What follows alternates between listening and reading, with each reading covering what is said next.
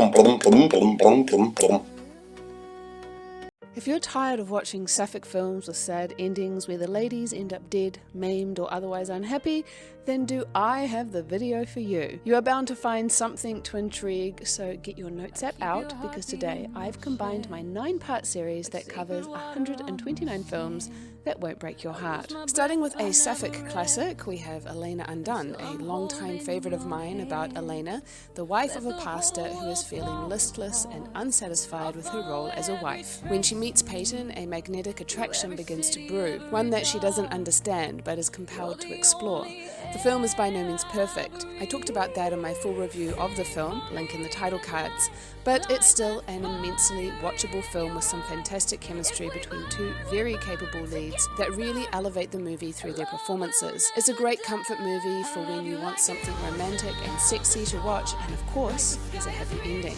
Next we have Signature Move, a 2017 indie comedy about Zainab, a lawyer who is dealing with a mother who never leaves the house following the death of her husband, played by the wonderful Shabana Azim, who played gay in the classic lesbian film Fire, who doesn't know her daughter is queer and wants to get her married to a man. Zainab's quiet life is turned upside down when she meets Alma right around the time she starts wrestling, giving her the courage to step out of the closet that she's been living in to live her life authentically. The film, in my opinion, doesn't ever quite find its footing, with the themes not quite managing to go beyond the surface, nor the beats really giving the punch to make it satisfying, which is a shame because it had potential. Having said that, you may enjoy it, and it can be found on Tubi for free. Saving Face is another Sapphic classic and among the best lesbian rom-coms out there, one I have covered a number of times on my channel. When Will falls for Vivian, she finds herself unable to fully commit because she is deep in the closet.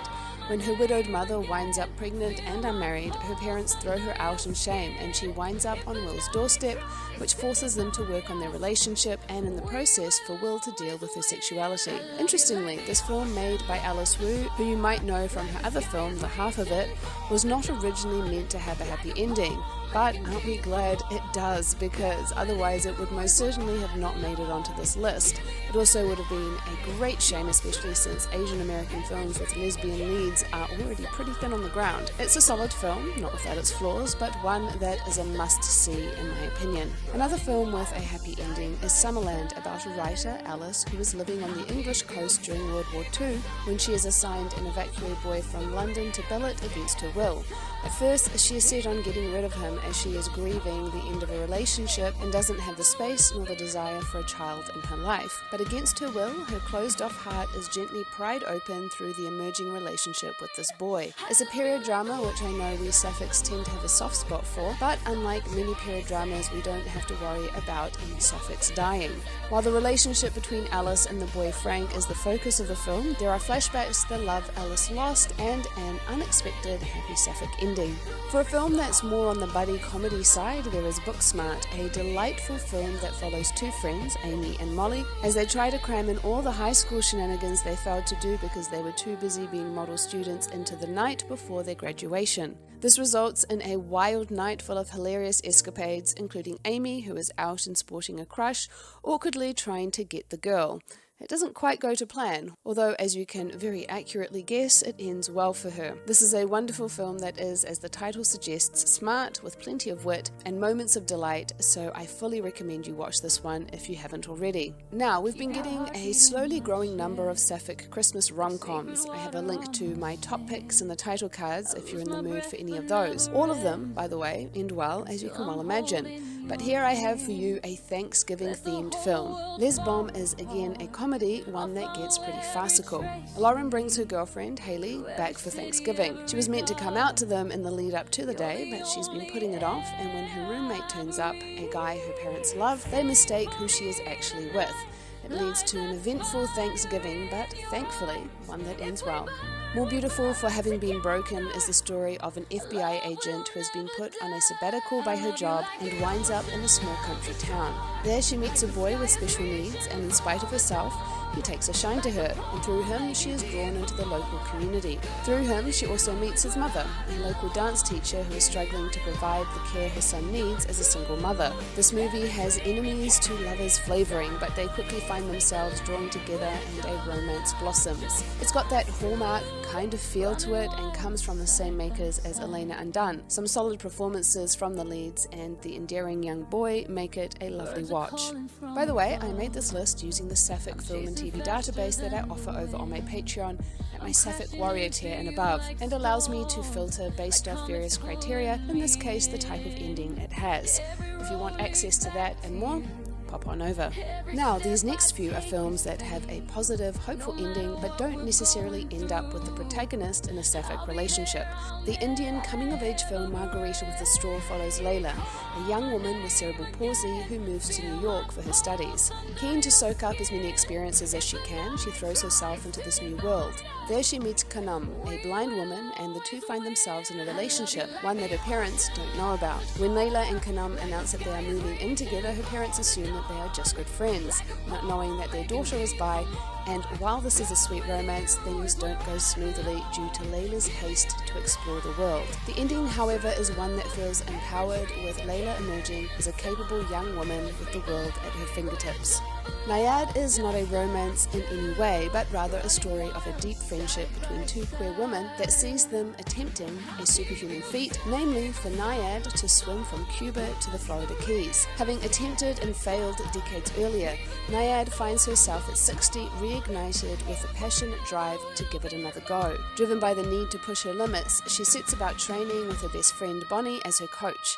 With the need to find funding, weather setbacks, and a channel with gnarly currents, her work is cut out, and through it she must face her inner demons in order to push through her own limits. A truly powerful and beautiful biopic that had me in tears, in the best way.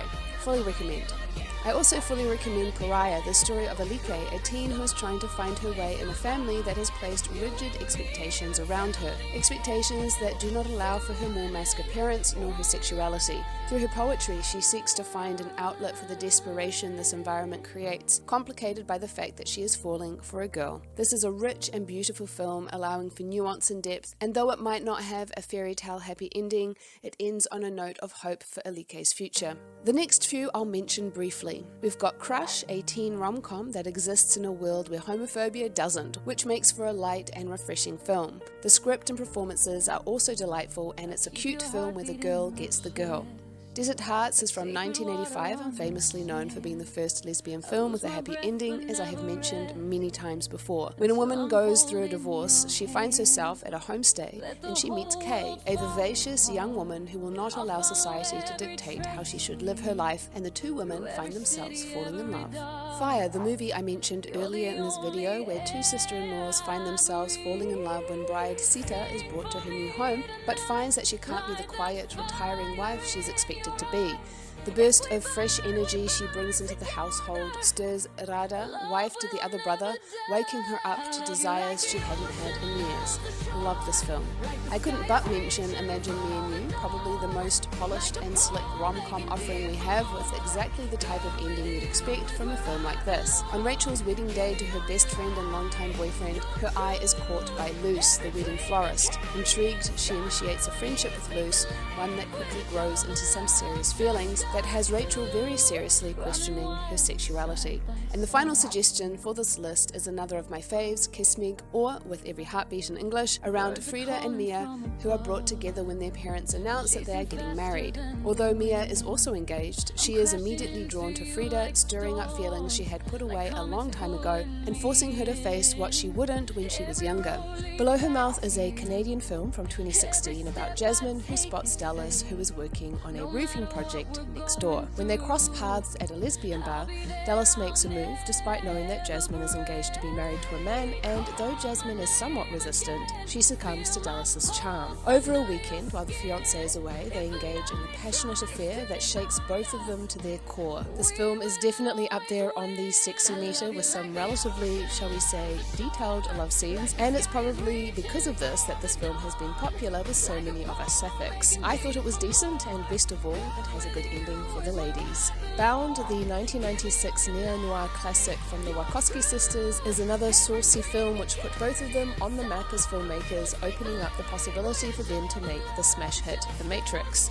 Here it's the story of Violet, who wants to escape from her mafioso boyfriend and sees her opportunity when she meets Corky when she comes to fix some plumbing in her apartment. Things ramp up pretty quickly between the women in true U-Haul style, and they hatch a plan to steal some money from the mob, use the boyfriend as the patsy, and make their escape. Things don't exactly go to plan, but one thing is certain, they get their happy ending.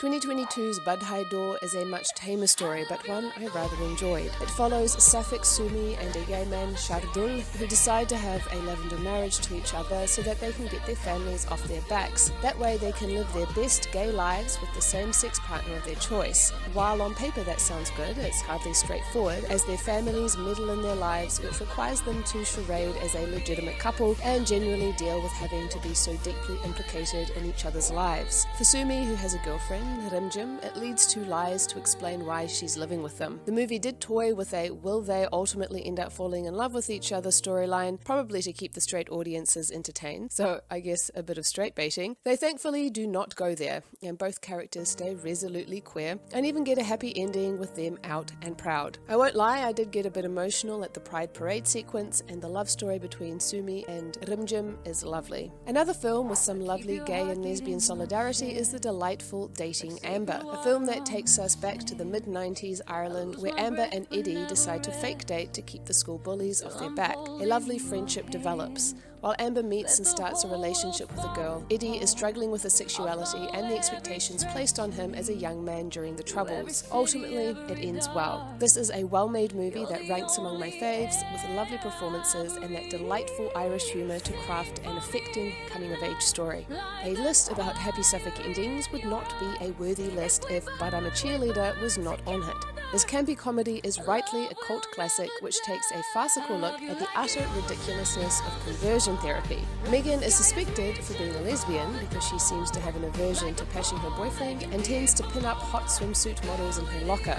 Her family and friends stage an intervention which sees her heading to conversion camp to help pray away the gay. But all that happens is she gets to meet a whole heap of other queers, and while she is determined to cure herself by becoming a good heterosexual, she finds herself falling for one girl in particular, Graham, the perfect cynical counterpoint to her bright and sunny personality. The film is a tonic to all the depressing and gritty queer films out there and sports a robust cast. Nina's Heavenly Delights is a film I found less memorable, about Nina who returns to Glasgow from London for her father's funeral to find that his restaurant, now half owned by her childhood friend Lisa, is in trouble and might get sold to the local entrepreneur. Unable to accept that possibility, she teams up with Lisa to help save the restaurant by entering a cooking competition, and along the way she finds love. It's been more than a hot minute since I saw this, so perhaps it's time to rewatch, since I have read comments about how a few of you love this film. I just remember thinking that some of the sequences were pretty cringe and not being convinced by the chemistry, but hey, I have had changes of heart about a number of Sapphic films upon rewatch, and perhaps this would be one of them. At any rate, this is a low-budget rom-com that most certainly has the happy ending we crave. I'm sure there is absolutely no surprise at I Can't Think Straight making it onto this list. It is an enduring fave, one that fits easily into a select number of Sapphic rom-coms. Layla meets Tala through a friend, and a friendship quickly follows. Tala is set to be married, and her family is hopeful that this time she won't cancel the engagement at the last minute, since she has a track record for doing that. During a wedding shopping excursion to which Layla is invited, their growing attraction can no longer be ignored, and it leads to the bedroom. While Layla is ready to assume her sexuality and comes out to her family, Tala is not yet ready. But while she rejects what's happened, she ultimately must face who she is and who she wants. It's a sweet and easy rom-com with a happy ending. Let me mention the next few briefly.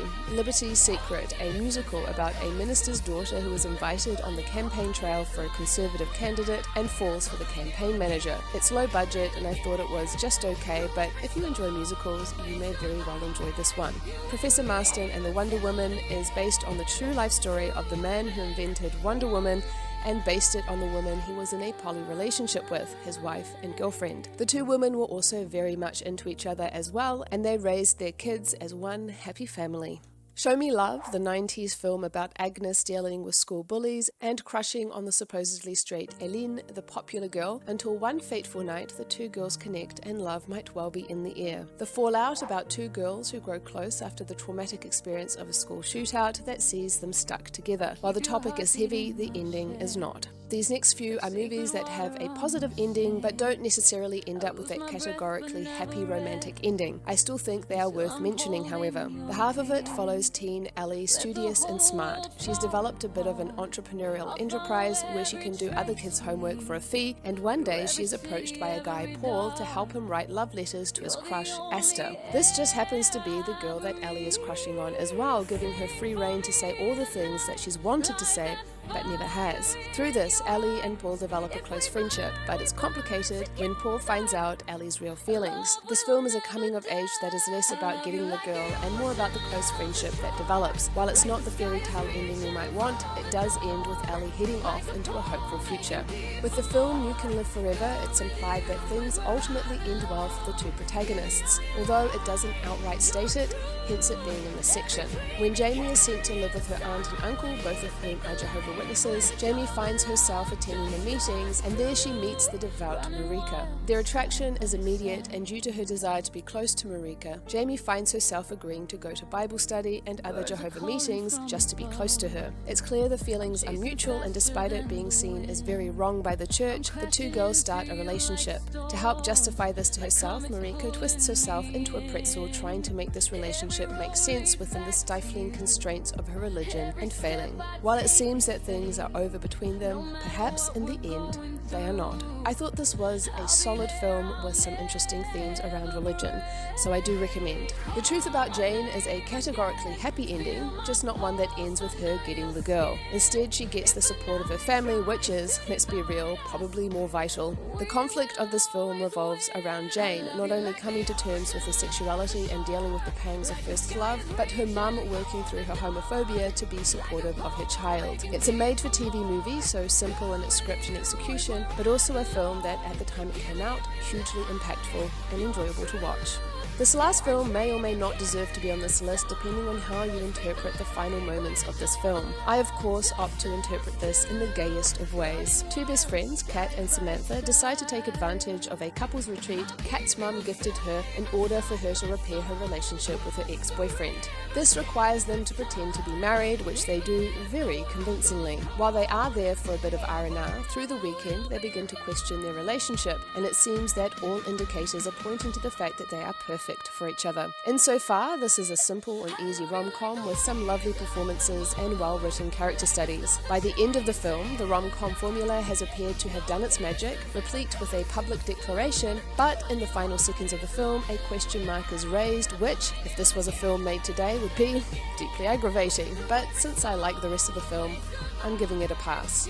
Today we're starting with the critically acclaimed South Korean film The Handmaiden, which was adapted from the Sarah Waters novel Fingersmith. This film offers sumptuous cinematography with a gothic aesthetic. Suki is enlisted to pose as a handmaiden for the wealthy Lady Hideko with the intention of defrauding her of her money. Only she finds herself falling for Lady Hideko, and it's mutual. Suki confesses the plan, and it turns out that there is more to the story than she's been told. The two women agree to outwit the men who have conspired to take advantage of them. This is a film some love and some don't. Personally, I don't, and I made a video where I talk about it, link in the title cards. But love it or hate it, the ending is unequivocally triumphant for the two ladies. Kajillionaire also ends triumphantly for its ladies, which follows a young woman, Old Dolio, whose growth into an adult has been stunted by her emotionally absent, small-time petty criminal parents. Desperate for human connection, she initially resents Melanie, a young woman that her parents not only invite into this tight-knit family dynamic, but seem to embrace with open arms. Melanie's warm personality slowly works on Old Dolio, who finds in her someone she can connect with. This is a delightfully off-kilter film, which at times is bizarre, but it uses its offbeat humour beautifully to illustrate Old Dolio's emotional state. More of a crowd pleaser is Les Amours d'Anaïs, a film that follows the carefree, charming and hedonistic Anaïs, who, in her early 30s, flits from relationship to relationship while stalling on finishing her thesis in literature. That is until she meets the wife of her latest lover, Émilie, Emily, a well-respected author whose work has captured Anaïs's imagination. She begins to pursue Emily, and while Emily is initially reluctant, she finds herself falling for Anaïs as well. While it takes a while to get to that point in the storyline, a bit too long if you ask me, the chemistry between the leads is easy and believable and makes for a lovely film that I enjoyed immensely.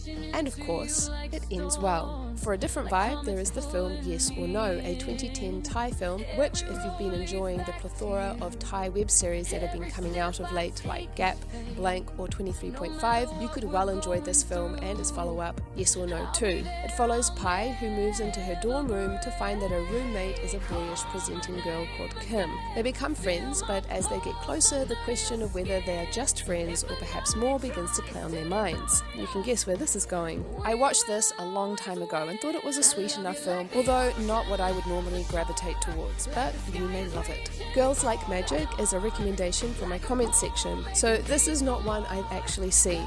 By the looks of the trailer, it looks like it's a pretty low-budget affair, and honestly, those are often the ones that have the happy endings because it's probably a passion project by a queer filmmaker. It looks like it's a friend-to-lover story about a girl called Magic who moves to LA from the UK and falls in love with a self-sabotaging lesbian. I'm guessing they end up together. It's perhaps a total crime that I haven't yet watched this next one, Bottoms, the comedy that was all the buzz last year. It's from the same makers as the queer film Shiver Baby, which also received some buzz. Here it follows two queer teens who are desperate to sleep with girls, and so in order to make that happen, they set up a girls' fight club. It leads to misadventure in getting the girls of their dreams. I've heard good things about it, so I imagine I will check it out at some point. Let me mention the following briefly. There's Something in the Water is about Alex, a woman living in a conservative Texan town who reconnects with her high school friend who has divorced her husband because she's gay, and it makes Alex reflect on her own sexuality. You can guess where this goes. Thelma, a psychological thriller about a woman who manifests supernatural powers as she deals with being attracted to a girl at her uni. Really enjoyed this one.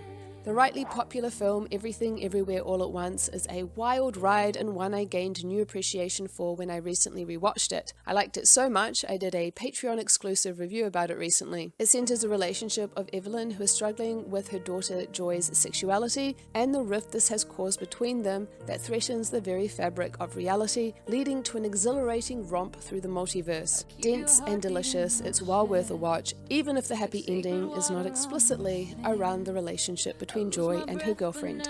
When Night is Falling got nominated a few times by you in the comments about a young religious academic woman who crosses paths with an acrobat in a circus, and a whole new world is opened up to her. It's got a few steamy moments in there as well. It's not for me, but you may well love it. Now, the next few movies are movies that you might call happy light. Carol is a well-beloved Sapphic film based on the novel The Price of Salt about Teresa who falls for an older woman, Carol. Things are a bit more complicated, however, due to a husband and a daughter who could become collateral damage in the divorce. I feel like this is a movie that pretty much everyone has seen, so I probably don't need to say much more about it, other than to say that despite the obstacles that get put in their way, the final shot of the movie suggests that there is hope for the two ladies. In a similar way, The War Widow, a 1976 teleplay about a mother and wife, Amy, whose husband is fighting on the front during World War I, is also happy light. She feels listless and uninspired with her life until by chance she meets Jenny, a modern, carefree woman who works as a photographer. Intrigued by the idea of a working woman, she helps Jenny with her photography work despite the disapproval of her mother, and from there an attraction develops that she doesn't immediately know how to name. This is a film I enjoyed a lot. It has the vibe of a stage play put to film, but within the quiet scenes an intelligent script emerges. I have linked a copy of the film in the description. A Date for Mad Mary is about Mary, a young woman who's been released from prison, and she is trying to reintegrate herself into her old life. Only her high school friends have moved on, and she finds herself frustrated and left out. When her best friend is getting married, she assumes she will be the maid of honor, but it seems less and less likely given the growing distance between them. But through the wedding preparations, Mary meets Jess, the wedding photographer, and a friendship develops. While Mary doesn't want to admit she's developing feelings for Jess at first, she ultimately realizes realizes that her attempts to impress her former best friend are not worth it, and she's better off being authentic to who she is. I watched this one some time ago, and I thought it was fine, not at least for me particularly noteworthy, but the ending is hopeful. Majama is a film I enjoyed a great deal more, although I did have my frustrations with the film, and it led me to doing a Patreon exclusive video for that too, because my frustrations were born out of the potential I saw in the film. With a powerhouse like Madhuri Dixit in the lead as a queer woman who has suppressed this knowledge her whole life to be the archetypal good wife and mother, she is given little choice but to face her sexuality when her secret is revealed to not just her family but her whole neighborhood. This is happening just as her son is getting engaged to a traditional wealthy family. The ending is a bit ambiguous, although it is ultimately positive and uplifting. The ending to Mosquita e Mari is also somewhat ambiguous. This one follows teen Yolanda, who is studious just as her parents want. When Mari moves into the neighborhood, she finds herself distracted and the friendship evolves into something neither girl knows how to name, and it results in jealousy. It's been some time since I watched this, but I remember being impressed with the quiet, thoughtful coming-of-age film, and while it may not have an explicit happy ending, I do recommend. Mystère à la Tour Eiffel is a fun French mystery about Louise, who is framed for the murder of her father, Gustave Eiffel, after whom the Eiffel Tower is named, and in order to clear her name, she must not only break out of the asylum where she is incarcerated, but then follow the clues to find out who the real killer is, with the police hot on her tail. While on her quest, she meets Henriette, a magician's assistant who proves to be an ally. Louise finds herself falling for her. It's a fun, made-for-TV movie that gave me Tipping the Velvet and Fingersmith vibes. I suspect some inspiration was taken from these works, a happy ending notwithstanding, which to me is just the ticket.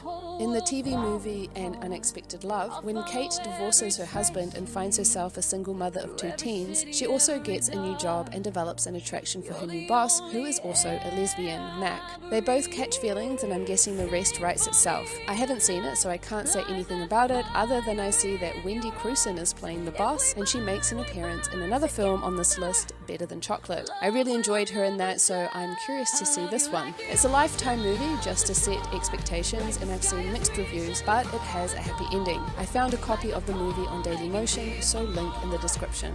The Prom is an unabashed musical rom-com where some self-absorbed theatre stars decide to take up a cause when their latest show bombs. This comes in the form of helping a high schooler, Emma, who wants to take her girlfriend Elisa to the prom, but the school retaliates by cancelling the entire event. The theatre stars burst onto the scene to make sure that Emma gets her prom. It's a star-studded movie with the likes of Kerry Washington, Meryl Streep, and Nicole Kidman. It has big musical numbers to tap your toes to, and while drama causes a little wobble for the Sapphic ladies, there are some disapproving parents and the like, they ultimately get the gayest of proms and a grand musical finale which, I won't lie, I got a little teary-eyed at. It was a fun and easy movie. La Luciérnaga, also known as The Firefly in English, is a Colombian film about Lucia, whose brother is killed in a car accident the day he was meant to get married. She grows close to his fiancée, Mariana, as they deal with the grief of their loss, and through it, a tender love develops. For Lucia, she must then choose whether she wants to stay with her husband or start a new life with Mariana. This is not a film I've seen. Thank you to those who recommended it to me in the comments, and judging by that fact, I'm guessing Lucia chooses her new ladylove. This next one I have seen, however. Thanks to Her is a film I stumbled across on YouTube recently, and it's a feature-length version of the short film from 3 years back, which got 2 million views. I had no expectations, and while I am hardly the demographic for this film, I ended up thinking it was a cute, if fairly flawed film.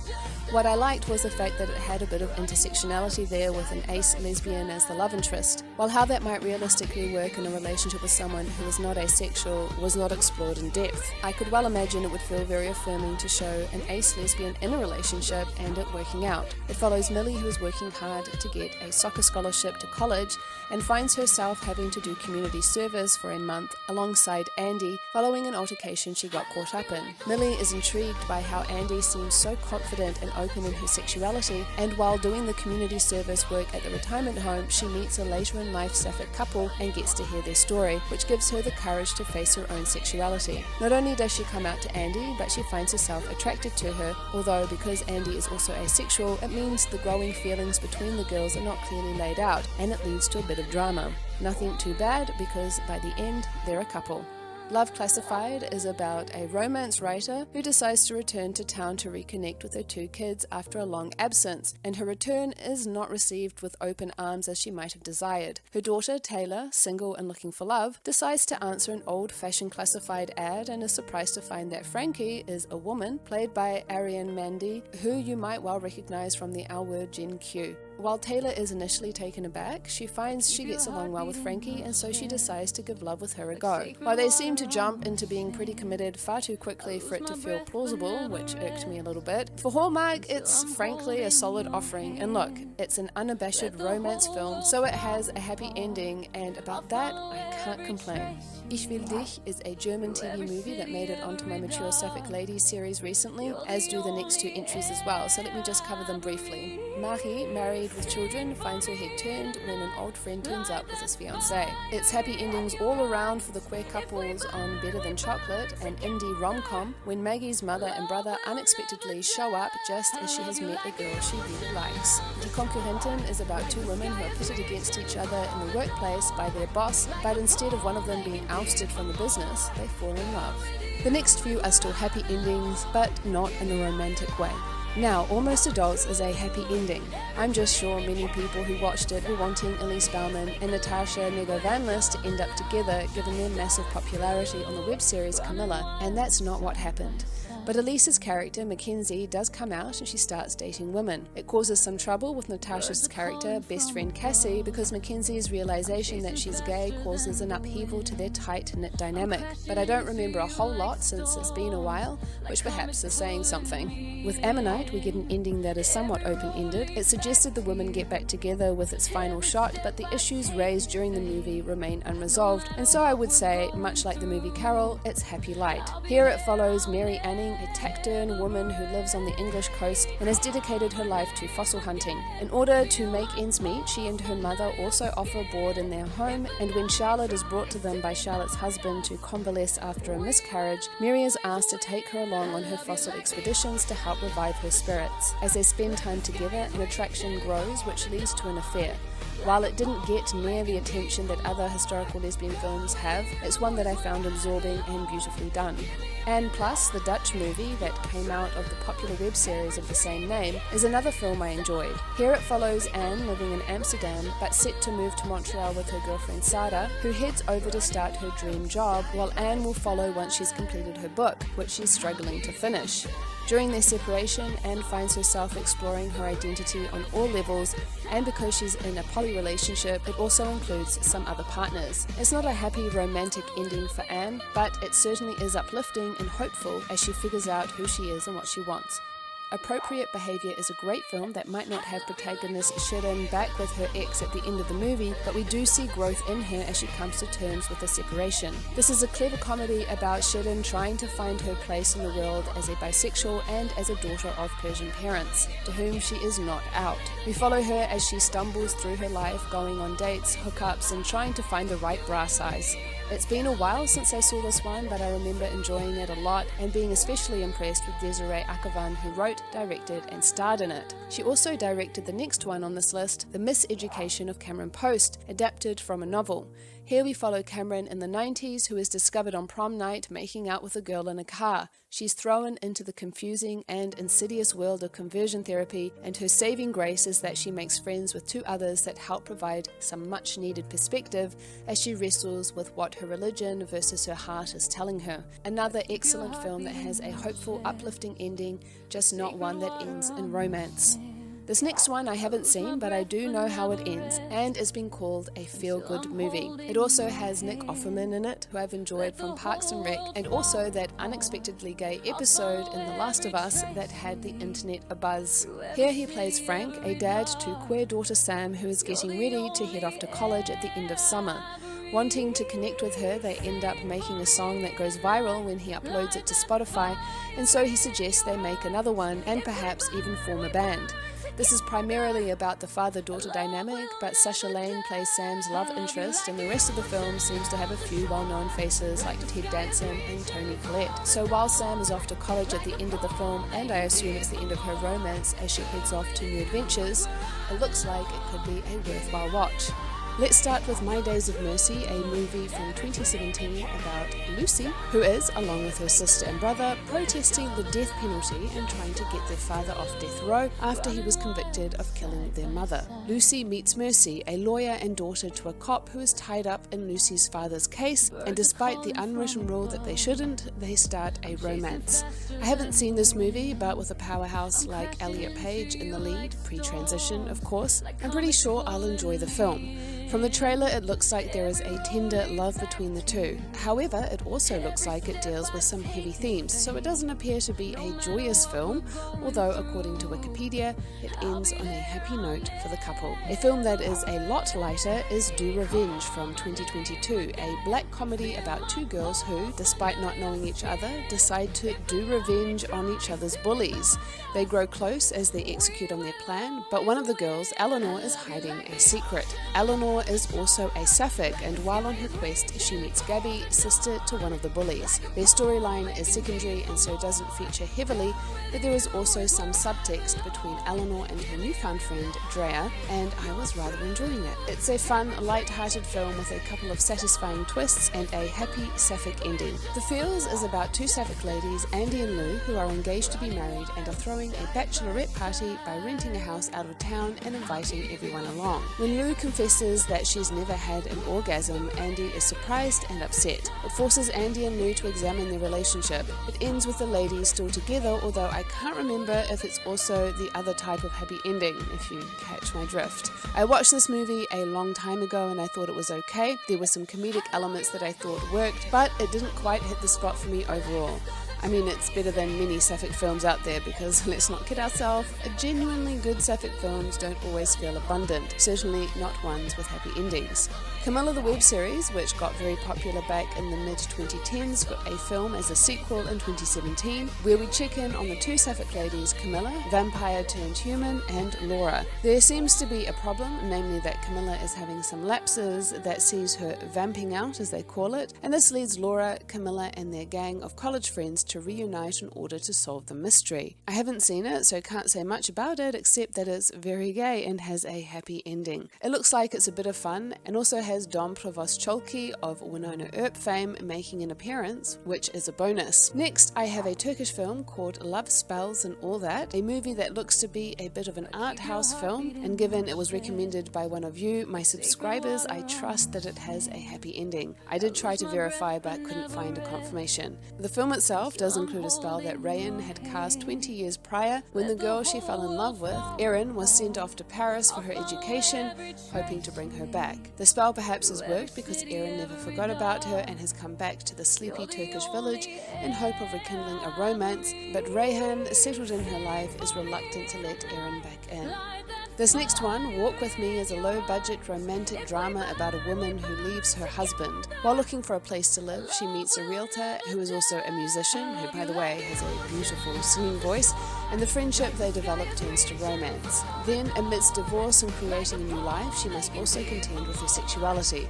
It's a fairly easy and straightforward film. The first time I watched it, I didn't like it all that much, but then I wondered if I'd been too quick to judge, and you know, maybe I was in the mood that day. And I found on my revisit that it was in fact very watchable.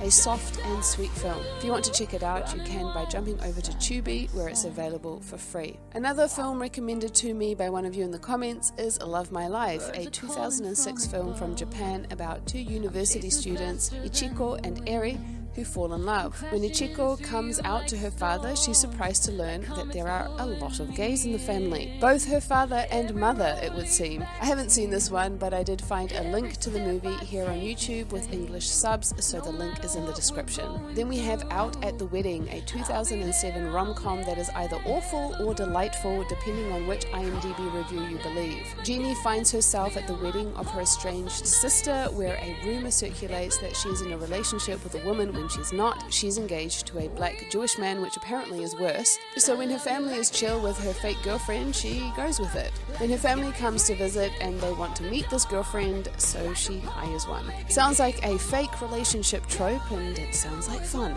Let me mention the next briefly. Debs, the campy spy spoof rom-com that is altogether very ridiculous and a great amount of fun about a girl who is training to be a spy. When she bumps literally into the world's biggest criminal, Lucy Diamond, she doesn't expect there to be a spark, but there is, and that is a problem. The incredibly true adventure of two girls in love, where a young Laurel Holman falls in love with a girl from her school and they have to face their small town. The Intervention, a Cleo Duvall film, from But I'm a Cheerleader, reunites some of the cast from the movie, and she and Natasha Lyonne are a couple who go to have a weekend with friends with the intention of staging an intervention for a couple of them. She also finds her head turned by a young and impish girlfriend to one of her friends, which causes friction in her relationship. Alto, where a young woman falls for the daughter of the leader of the mob, and letting both their families know is not necessarily straightforward. The next few are movies that are not explicitly a happy ending for the Sapphic ladies, but do end on a hopeful or uplifting note. T11 Incomplete is another low-budget affair with Kate, a home aide to a young paraplegic woman, Laura, rebuilding her life after getting help for alcoholism. She and Laura's relationship evolves into an affair, but pressure in Kate's life leads her to betraying Laura. The ending is left somewhat ambiguous. It does show, however, that Kate is healing the relationship with her family. While this film is not joyful, it's a quiet, sometimes desperate look at a woman later in recovery. I thought it was well made and touching, and like I said, a positive, hopeful ending. The same can be said for the movie Heartland, about a woman, Lauren, whose partner has recently died, and she finds herself jobless and moving back in with a conservative mother. When her brother and his fiancée Nicole come to stay while on business, Lauren and Nicole connect. Each dealing with their own situation, they find solace in each other. This is a movie that I really enjoyed, and numbers among my favorites. It's a well-crafted script with good acting. I did a full review of this movie on this channel, link in the title cards, if you want to know more. And while it doesn't end with the happy Sapphic ending we might want, the ending is still uplifting and it feels very fitting. The last entry is Princess Sid, which follows 16-year-old Sid, who goes to stay with her aunt in Chicago for the summer, and there she meets the local barista Katie, which blossoms into a summer romance. While they promise to keep in touch when Sid leaves at the end of summer to go back to South Carolina, I don't feel I can categorically call this a romantic, happy ending. Although the relationship between Sid and her estranged aunt, which the movie is arguably primarily about, ends on a lovely note. It is a film that is hopeful and positive, allowing Sid to not only explore feelings for a woman, but also explore her gender expression while in a safe environment. Recommended to me by you in the comments, Mama and Mama is an Italian dramedy about two women who are struggling to navigate the Italian fertility system in their desire to have a child together. Not only is there pushback from people around them, but it also puts a financial burden on them, which they must navigate in order to make their dreams of a family come true. I haven't seen it, but Vanity Fair calls it a fairy tale, so it looks like it's a feel-good film, and that it ends well for our Sapphic couple. Based off the trailer, it seems like a decent movie. I know for certain that Ek Latki Kodeka to Esalaga ends well for the Sapphic protagonist, because this one I have seen. Sahil falls for Sweetie, who is hiding a secret, that she is not only a lesbian, but that she has a girlfriend. When he finds this out, he is supportive and he helps her as she navigates coming out to her conservative family and community. This is a groundbreaking film from Indian cinema, as it was more mainstream than anything else that had come out on the subject of homosexuality in Bollywood prior. It also had a few stars like Anil Kapoor and Juhi Chawla in supporting roles, which is a powerful endorsement. The movie doesn't dedicate much time to the lesbian couple. We get a few tame scenes between them, and the rest of the film centers a lot more around the family and community dealing with the news, and at times it feels like Sahil is more the main character than Sweetie, which I didn't particularly appreciate. What I did like is that there is a Sapphic protagonist who is clear in her sexuality, and overall the movie offers a clear, positive message for LGBTQ+. Au revoir Julie is a 1998 French-Canadian film about Juliette and Julie, who meet again after 15 years to rekindle their friendship. There is immediate tension between them that begins to unravel as they reminisce about their youth when, to Julie's shock, Juliette admits to her that she is in love with her. At first, she rebuffs Juliette, but then she comes to realize that she might have feelings too. The fact that this is a French-Canadian film means that I am inclined to believe the positive reviews I read about it. I saw it being compared to the classic Before Sunrise, so that is no small praise. It looks to be a very character, dialogue-driven movie, and I have found a version with English subs on YouTube albeit in very low quality. I have linked it in the description. I haven't seen it, and it's a suggestion from one of you, my viewers, so I trust it ends well for the two. Einfach nur Liebe is a TV movie that is part of a German series with films all about love and the twists and turns it can take. In Season 20, Episode 3, we get a Sapphic storyline about Marja, who receives notice that her estranged father has left her with an island that she used to love visiting as a child. Her boyfriend convinces her to go back one last time before selling the place, and there she comes across her childhood best friend and latent feelings resurface. From the trailer, it's giving off Lifetime Hallmarky vibes, so I'm not convinced this is a good quality film, but it's probably an easy, uncomplicated watch with a happy ending. This movie, along with all the ones that I've talked about on my channel, can easily be filtered, and my reviews found on my Sapphic film and TV database that I have over on my Patreon, along with a video podcast where I recap and review every episode of Xena Warrior Princess, the OG lesbian TV show, and other exclusive videos such as my recent one where I talk about every single piece of content I've watched so far this year. Thank you to all my Patreons who've signed up so far, especially to my top tier supporters, Jeff Marshall, Pamela Stewart, Nicola Jahido, Austrian Wolf, and Lindsay R. Your support is so appreciated. If you have not joined but want to be a part of that, hop on over. There is a link in the description. All About E is an Australian film that follows Elmira, a queer DJ in a dodgy club who finds herself in possession of a big bag of cash. With her gay best friend, she looks to lay low while her boss sends his goons after her. This leads to her seeking out an old flame on a remote cattle ranch, which forces her to face up to her past and her past behaviour. It also means that they are far from help when the goons show up. It looks to be an indie movie with comedy and drama all mixed in, and an angry-looking ex. Could be fun. And because it was suggested to me in the comments, I'm guessing Elmira gets the girl. The 2018 film Carmen y Lola, where Carmen is like all women in her Madrid-based Romani community to be married off so she can have as many children as possible. When she meets Lola, an independent, alternative queer Romani girl, she is intrigued, and so blossoms a friendship that turns to love. It will see them having to confront their conservative community. The trailer looks like this is a quality independent film and certainly not a culture I've seen much of, especially for LGBTQ+ themes. Since it was recommended in the comments, I'm guessing the girls end up together, giving us a happy ending. However, I also suspect this film will be dealing with some pretty tough themes. It certainly doesn't strike me as a light-hearted, heartwarming watch. Still, I'm intrigued. Castaways is a 2023 Tubi original movie that you can watch for free where a pandemic is raging. Emily and her mother find themselves on a boat with others out in the ocean to try and escape. Only Emily ends up shipwrecked on an island with another woman, Cara, with everyone else missing. Bonded by their need to survive, they grow close, only survival is not the only thing that they have to worry about. The premise could be interesting, but I don't know if the execution is any good. Still, good on Tubi for making original content with Sapphic ladies who get a good ending in them.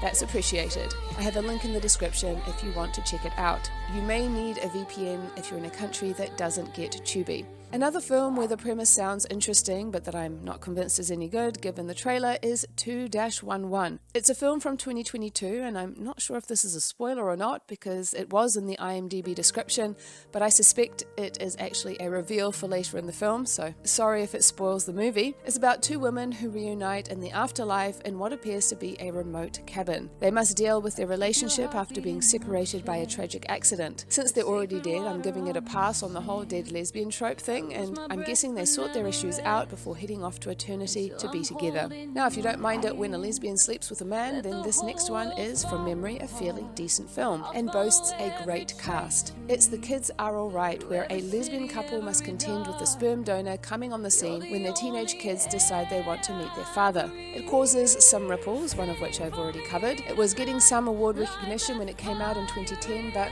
well, it's not my fave for obvious reasons. Still, by the end, the Sapphic ladies are back together, and so it does count as a happy ending. Let me cover the next few briefly. Based on a true story, Colette looks at the French author who wrote a series of successful books for girls that her husband took credit for, and looks at her Sapphic dalliances. Addicted to Fresno, which has two sisters trying to cover up a dead body. One of them, played by Natasha Lyonne, has a crush on a girl played by Aubrey Plaza.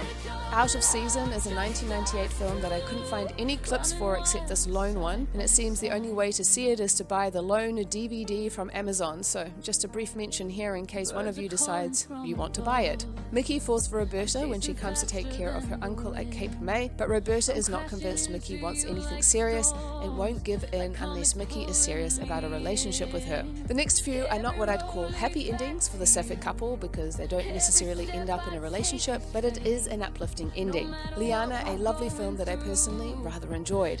It follows a young housewife and mother who, when she decides to start taking some community college classes, finds herself attracted to the teacher who happens to be a Sapphic. Curious to explore her sexuality, she begins an affair, one that helps her realize how unhappy she is in her marriage. When her husband, who himself has been having affairs for a while, finds out about this, it spells the end of their relationship.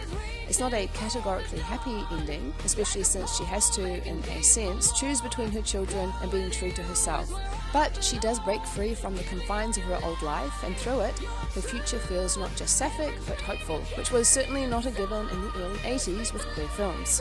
The final on this list is Life Partners, which looks at two best friends who have a codependent relationship that is thrown up in the air when one of them, Paige, gets a boyfriend and suddenly she doesn't have time for Sasha like she did before. Sasha goes on a dating spree with a string of women to fill the hole, but that goes nowhere. Ultimately, they have to face their friendship and how it has changed. The focus is not a love story, so while the two friends manage to navigate things, it doesn't end with Sasha in a relationship, and that is totally fine. It's a film that I remember enjoying quite a lot, so I do recommend. First up we have Ellie, Abby and Ellie's Dead Aunt, which looks like a cute, quirky rom-com where teenager Ellie is crushing hard on Abby and wants to take her to the formal. This prompts her to come out to her mum, whose response isn't the enthusiastic acceptance she'd hoped for. Off the emotional turmoil of that, her dead aunt suddenly appears to her and is determined to help her navigate this difficult period. This Australian production boasts some familiar faces, like the mum who plays Sapphic as the titular character in the series Janet King, the love interest who played queer on Wentworth, the dead aunt who played queer in a film I covered in the last part of the series All About E,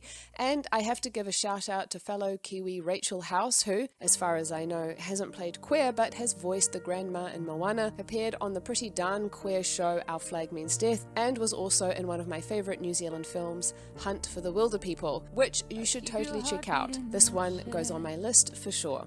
Then we have Idle Thoughts, a Canadian low-budget film that is set in my adoptive town of Vancouver, which, I'll be honest, has me more excited than anything else about this film. It's about a young woman, Poppy, who has perfected the art of laziness and one-night stands. That is, until she meets Elaine, who pushes her to deal with her writer's block. In order to do so, she must try being in a relationship, and I'm guessing the relationship goes well. There is a free copy of the film on YouTube, which I have linked in the description in case you want to check it out. Along Came Wanda is another low-budget film that is available on YouTube, so again, link in the description. Mary Beth is in the progress of divorcing her husband, exacerbated by the pandemic. Her kid is grown up and she's not clear about what her path is. When a virtual stranger, Wanda, invites her to come on a road trip in her tiny home van, Mary Beth throws caution to the wind and says yes. So begins a journey to discovering who she is and what she wants. I started watching this a long time ago and didn't finish it. It wasn't for me, but I didn't have to see the end to know that it ended well for the ladies. For something a little different, Breaking the Ice is an Austrian film from 2022 that centers Mira, who plays ice hockey, partly as a way to escape from the pressures of running her family vineyard. When a new player arrives on the team, she finds herself challenged in more ways than one, forcing her to face her rigid worldview. From the trailer, it looks like it's a good film. I jumped over to the website Just Watch to see where it was available, and it looks like it is readily available in Austria and, of all places, Australia. This next one looks promising if the over 7 million views on the film is anything to go by. I have it linked for you in the description. And from the trailer, this looks like a genuinely good, beautiful and meditative film. When Jenna struggles to write her wedding vows, she must face her deepest fears and anxieties about not being good enough for her bride to be Robin. And then the IMDb write-up says, when they arrive at their secluded fairy tale venue, sinister forces besiege them, threatening to tear them apart. So, sounds like there is a bit more to this movie. It is also labelled as a horror, which I didn't necessarily get from the trailer, but I might just ignore my general avoidance of the horror genre for this one. Okay, this next one came to me as a surprise because I have been led to believe, based off the research I have done, that Desert Hearts in 1985 was the first lesbian film with a happy ending, and this Canadian film would seem to prove that quite wrong. By Design is a 1981 film about a lesbian couple who work together as fashion designers who want nothing more than to have a child together, and in order to do that, they must find themselves a sperm donor. They set their eyes on their photographer, but things are not smooth sailing. Hello, editing me here. As I was collecting clips for this part of the video, I had to scan the movie and I came across some stuff, and based off what I saw, I feel like I want to remove this entire section because it feels like it's a happy ending technically, but the journey to get there is rage-inducing. Not only do we have a reprehensible sperm donor who is sexist and sexually harasses the women in his workplace, but he gets off with a light tap on the hand, and then he gets to sleep with the lesbians. Yes, indeed. We see both lesbian women having sex with men in order to get pregnant, which, I don't know, have they heard of a turkey baster? Meanwhile, the two women don't appear to have a single kiss from the quick scrub through that I did. And then both women get pregnant. One of them has a stillborn, and I don't know who wrote this movie, but thanks, I hate it. Still, it does have a happy ending in the sense that they end up with the child they so wanted and they end up together. Anywho, back to the video. I have found a low-quality version of the film, linked in the description. Catskin is a film from 2017 that looks at a shy teen, Kat, who retreats into her photography as she struggles with homophobic bullying and a mother in hospital. When the popular girl April discovers that Kate has made her the subject of a photography project, this leads to a friendship that blossoms into more. However, April has problems of her own, an overbearing mother and a possessive boyfriend. The possessive boyfriend does put me off somewhat, but it could be a decent indie film to check out. I'm on a roll here because I have a link for that one too. The next one I don't have a link for because it's the 2023 film Drive Away Dolls, which apparently has a happy ending. From the trailer, it looks like it's a wild road trip movie where two Sapphic ladies, tired of their lives, decide to drive to Florida, and to save money doing so, they sign up to deliver a car to its destination. Only the car they are driving belongs to some bad men who are doing illegal things, and these bad men are now after them. My mum saw this one and thought it was great and recommended I watch it for this channel, which probably means, knowing my mum, it's got some naughty humour in there somewhere. And it would also seem like some romance that ends well too. This next one looks like a comedy movie with a twist, where three best friends who live and make music together are given the opportunity of a lifetime when some music bigwigs want them to show them some demos of their music. Only they don't have the demos and don't have the money to make it, unless one of them gets access to their trust fund, and that requires them to get married. So they decide to get married to each other. Yes, all three of them, since as far as they're concerned, they're already family. This doesn't lead to a poly situation, although one of them is bi, and she has a girlfriend, which causes issues when the trio's family starts showing up and they have to explain why they have other partners, and probably also why they're all married to each other. While it looks like it's a slick production, the two lone one-star ratings on IMDb suggests that this is not good. So I guess watch at your peril, but I'm guessing it ends well for the Saphics. This next one is a Tubi original, which looks like it could be a decent watch. Riley is the first girl on her American football team, which pushes her not just physically, but mentally as she deals with the pushback from people around her. While the stress of going to state championship is mounting, things are further complicated for her when she meets Paige, and she begins to develop feelings for her, forcing her to deal with her sexuality in an environment that might not be accepting of it. Now, the next few I will cover briefly. Go Fish, the art house black and white film from the 90s about Max, who is reluctant to go on a date with a girl, but when her friends convince her to go, she finds she likes her. Between two women that I feel I've mentioned a bazillion times at this point, a teacher and a mother of one of her students develop feelings for each other in 1950s England. I have a link in the description to the movie. Late Bloomers, about a teacher and the principal secretary who grow close and discover they are in love, leading to one of them leaving their husband and kids. Causes something of a stir within the school. I also have a link to this movie in the description. Bobby's Girl, where a lesbian couple running a pub on the Irish coast find themselves responsible for their nephew when he is orphaned, while also dealing with a cancer diagnosis. It ends well, and I also have a link to this in the description, although it's a low quality version of the film. This last one doesn't have a happy Sapphic ending, but it is an uplifting movie. Grey Matters is a rom-com where a brother, Sam, and the sister Grey, who are also best friends and roommates, decide it's high time they find themselves partners. When out at the dog park, they meet Charlie and they are both charmed. When romance blossoms between Sam and Charlie, Grey finds herself feeling jealous, and while at first she assumes it's because she feels she's losing Sam to this relationship, things turn serious when Sam and Charlie get engaged, and through the wedding preparations to which Grey is to be bridesmaid, she realizes her jealousy is because she's attracted to Charlie, which makes things a little complicated. I watched this many years ago and I personally enjoyed it. It's very much in the rom-com wheelhouse, although it doesn't end the way we Sapphics may want. Grey does, however, figure out that she's gay, so that is a win in my books. I Hate New Year's is a rom-com from 2020 about a rising musician who returns to Nashville over New Year's to break her writer's block. She finds herself on a quest to reconnect with her ex with her best friend in tow, but perhaps love has been right in front of her the whole time and she just needs to realize it. While that's happening, her career also takes a bit of a turn. This is a Tallow film, and so I expect that it will be similar in style to the tone of Tallow's Christmas films, Christmas at the Ranch, A Season of Love, Merry and Gay, and A Holiday I Do. One thing is for sure, it will end well for the Sapphic ladies. If anyone has seen it, what did you think? I'm curious to know. This, along with all the Tallow Christmas movie selection, can be rented or bought directly from the Tallow website, which I have linked in the description.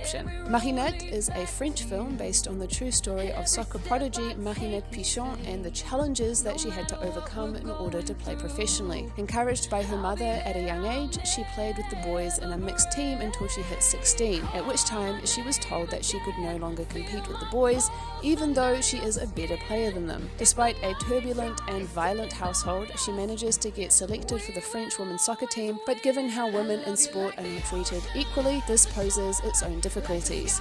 And of course, it makes it onto this list because she is a Sapphic, which may or may not play a large role in the film. Regardless, this film looks like a solid biopic that certainly has my interest peaked, and so now it is on my to-watch list. Looks like this one is available on Apple TV. My Brother's War is a 2005 film set during the US Civil War of the 1860s about Grace, who decides to pose as a man so she can infiltrate the rebel army in order to find and protect her brother, just as she had promised her dying father.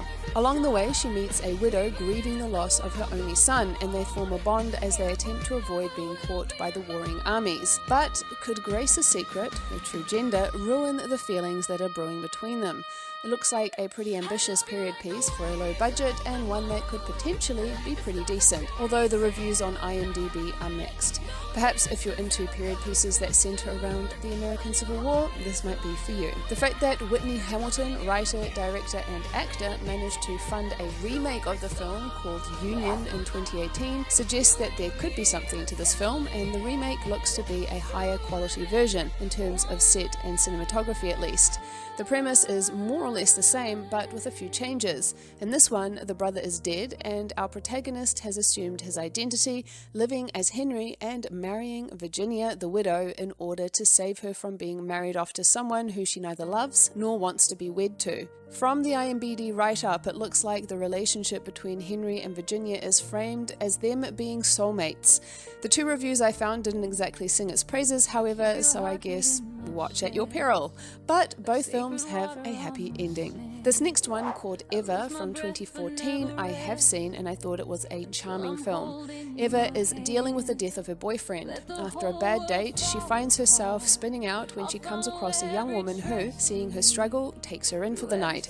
As they spend more time together, a mutual attraction grows, but is Eva ready for a relationship given the grief that she has? This is a well-made, intimate film that focuses closely on the emotional journey of its protagonist with some lovely characterization and strong performances. It is made on a shoestring budget, but it is not a disadvantage to the film, allowing it to have that indie, low-budget vibe while leveraging the resources it has to good effect. It certainly feels like a rare and little-known find. Best of all, this film is available on YouTube for free, so check out the description for a link. Same but different, a true New Zealand love story is the other film that I have seen from this list, and I wish I liked it more than I did, since Sapphic Kiwi films are sparse to non-existent. But I have to be honest, I found the humour pretty cringy, like it was trying too hard, and much of the acting subpar and over the top. That was just me though. I have seen other people talk about how they enjoyed it. It is a rom-com based on the true story where Rachel, divorcee and mother, finds herself falling for Nikki when she sees her talking at a marae about the importance of Indigenous filmmaking. This is despite never being attracted to a woman before. Feeling like a fish out of water, not just because of these new feelings, but also for forcing her to step out of her Pākehā suburban life, she fumbles her way through this attraction, but ultimately true love wins. The movie was written and directed by Nikki Seulepa, so it is a film that hits very close to home for her, much like Elaine Undone was based on the real-life love story of Nicole Conn and Marina Rice Bader. Maybe if I rewatch it now, I'd feel more forgiving about it, as I have been with other films I've watched, but I have misplaced the copy I bought, so I didn't have time to rewatch it for this video. Polarized is a film that I've seen get a few good reviews by you in the comments, so it sounds like it could be a good watch, although ironically, the reviews on IMDb are pretty polarized on whether this film is good. It ends well for the ladies, however. A young songwriter finds herself working on a new state-of-the-art farm run by Palestinian immigrants after her family's farm goes into foreclosure. After making some racist remarks, she loses her job, but from there an affair develops between her and the daughter running the farm, which does not sit well with either of their families. It looks like it features a solid sapphic romance at the centre, and I imagine some commentary on the state of corporate farming and racism, as well as some singing of songs. It's available to buy or rent right here on YouTube, link in the description. It's also free if you belong to a library that uses Hoopla for its online catalogue, or you can also find it on Apple TV. Finland has a film from 2004 with a happy ending called Producing Adults, where Venla finds out that her longtime boyfriend got a vasectomy, but she wants to start a family. She goes to a fertility specialist and finds herself unexpectedly falling in love with her doctor, which will have some far-ranging consequences. This was the Academy Award foreign film submission for Finland in 2004, which may mean it could be worth seeking out, and that is about all I could find on this film. The next few I'll mention briefly. Goldfish Memory, an Irish rom-com film from 2003 that follows the dating life of various people in Dublin. It has an ensemble cast, of which a Sapphic couple is just one storyline of many. I saw that it can be rented on the Tallow website. The Guest House is about a goth teen who is dealing with the death of her mother from cancer when her dad's new employee comes to stay in her family guest house. The two young women begin to spend time together and an attraction develops. From the trailer, the quality of the film looks pretty iffy, but it does have a happy ending, also I'm told. This can be found for free on Tubi, and I have a link to that in the description. Beyond Love is an Italian film that looks at a lesbian and gay couple who are friends. The lesbian couple want to have kids and approach their gay friends to help them, only the ladies can't agree on who should carry. The whole situation causes much conflict, but it does end well. This film can also be found on Tubi, so link in the description. Me, Myself and Her is another Italian film that is not going to be everyone's cup of tea. It's certainly not mine, because it has one of my least favourite tropes. One of the ladies in a Sapphic couple of 5 years is still struggling with the fact that she has fallen in love with a woman, not helped by the fact that her family is not all that accepting. She has an affair with a man. Yes, that's the unfortunate trope which leads to her breaking up with her girlfriend. It makes it onto this list because by the end of the film she realizes that she only wants to be with her girlfriend. But we have to suffer a bit in order to get to the happy ending. Starting with Healed, a 2023 release, and can be found for free on YouTube, for which I have a link in the description. It follows a pregnant lesbian couple who go away for a week-long spiritual private retreat only to find themselves caught up in a secret experiment that could impact the rest of their lives. It's marked as a thriller and looks like it gets pretty intense, so there is that, but they end up relatively unharmed, by which I mean the baby is fine, they're covered in blood but otherwise unharmed, and they're together at the end. You might recognise actress Emily Goss, who has appeared in the Christmas film Season of Love and in the film Snapshots, and I have enjoyed her performances before, so that's certainly a plus in my books. Her co-star Chantal Yasmin Abedera was in another film that has made it on onto a previous list, Girls Like Magic. Next we have The Substitute, a 2017 film from Taiwan about Lu, who has been brought up more or less as a boy because her mother was raising her as a replacement to her absent brother who was off in Beijing. This means she sports short hair and captains her school's judo team. When she competes in a tournament to win the lead role in an action movie, she meets Nicole and develops a crush on her. Nicole wins the role, but when she disappears days before the shooting, Lu finds herself thrown into the part. I have a link to the movie in the description. Bye Bye Blondie is a French film from 2011 where two women who had been in love as teenagers reconnect in their 40s, only to find that their relationship is just as tempestuous as it was in their youths. It boasts Emmanuel Béard and Béatrice Dalle in the lead role, although reviews on IMDb peg it as a mediocre film and suggest that the book the film was based on is a much better read. Still, it's a Sapphic film with a happy ending, so it gets a spot on the list. Rescuing Desire is a film from 1996 where Toni finds herself faced with her own mortality when her teenage son dies. Determined to live her life fully, it resurfaces a long-denied desire to explore her sexuality. With the support of her best friend, Van, she steps out into a new world where she can not only explore what it is to be a woman, but what it is to throw off the ill-fitting cloak of conformity. I found a low-quality version of the film on YouTube with what looks like Dutch subtitles that I've linked. Next we have What's Up Scarlet, which looks to be an indie rom-com movie from 2005 about a workaholic woman whose job is to matchmake, only she herself is very single despite her mother's best attempts to set her up with a man. When Scarlet crashes into a homeless actress's car one day, she lets her stay temporarily at her home, not expecting that she might just have crashed into the love of her life. This looks like to be a relatively low budget, possibly overacted and over-the-top film, but it still might be worth checking out. Butterfly is a 2004 movie from Hong Kong about a married teacher who bumps into a vivacious young singer, and this encounter reawakens dormant feelings she's tucked away from when she had a fling with a woman as a teen. This leads her on a journey to accepting a part of herself she thought she'd left behind. This looks like to be a quiet and emotional film, one that ends well however. There is a playlist for this movie on YouTube with English subs, however one of the parts is unavailable unfortunately, but I've still linked it all the same, just in case. The next one boasts Eva Longoria playing Sapphic in what looks like to be a pretty light-hearted, probably quite silly rom-commy kind of film, where due to all the men being forcefully recruited to fight with communist guerrillas, a Latin American town finds itself left with only the women. With no one in charge, Rosalva, wife of the mayor, volunteers to step up as all the women learn how to take care of all the things the men used to do. As Rosalva steps out of the shadow of her husband, she also finds herself attracted to a lesbian drifter. Could this be true love? Now, the IMDb review almost ubiquitously pans this film, so my expectations around it are pretty low despite there being a few known names in there. But I don't know, sometimes a silly mediocre film is just the ticket to veg out to, especially if it has Saphics in them and you know it ends well. A more recent film is Backspot from last year, which looks at the grueling and high-octane competitive sphere of cheerleading.